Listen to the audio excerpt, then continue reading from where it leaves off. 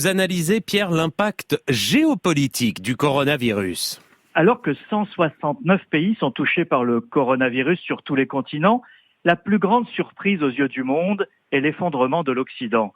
Personne, aussi bien les habitants des pays occidentaux eux-mêmes que ceux du monde émergent ou en voie de développement, personne n'aurait pu croire possible il y a seulement quelques semaines les scènes auxquelles on assiste actuellement dans le nord de l'Italie, l'est de la France ou encore dans les hôpitaux de New York. Même s'agissant d'un phénomène sans précédent, mais pas tout à fait inattendu après plusieurs alertes épidémiologiques récentes.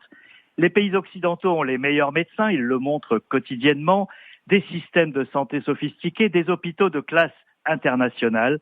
Et pourtant, ils ont été bousculés par l'arrivée du Covid-19, pénurie de masques et d'équipements de protection, tests impossibles parce que l'industrie pharmaceutique a trop délocalisé, des cafouillages dans les prises de décision, malgré la virulence de l'épidémie en Chine quelques semaines plus tôt, et une impossible coordination internationale, même en Europe où elle semblait naturelle.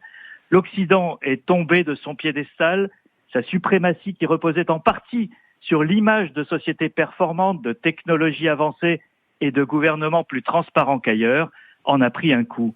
Après la vieille Europe, ce sont les États-Unis qui, gagnés à leur tour par la course folle du virus, révèlent au grand jour le dysfonctionnement de l'administration Trump au lieu de leadership.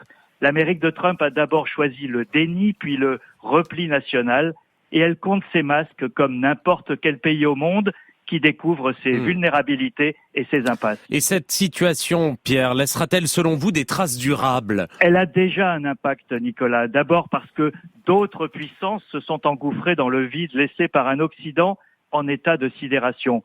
Très durement touchée, l'Italie reçoit une aide médicale de Chine, de Russie et même de Cuba.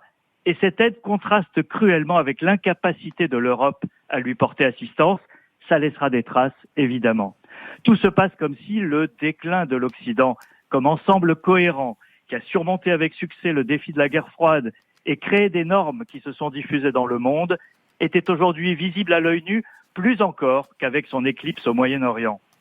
Les Chinois se sont passionnés il y a quelques années pour les études sur le déclin des grands empires, pour y trouver quelques signes de l'affaiblissement de celui qui a dominé le XXe siècle. Ils risquent de voir dans ce virus, pourtant parti de chez eux et qu'ils ont initialement caché au monde, le signe que leur heure est arrivée. C'est en tout cas le sens du tapis de propagande en provenance de Pékin. Il est évidemment trop tôt pour prédire à quel rythme et dans quel état nous sortirons de cette crise et quelles leçons les Occidentaux en tireront. L'une de celles-ci devrait néanmoins être l'humilité. Descendre de son piédestal peut avoir des vertus, à condition de reconnaître qu'une page d'histoire se tourne. Pierre Aski, merci.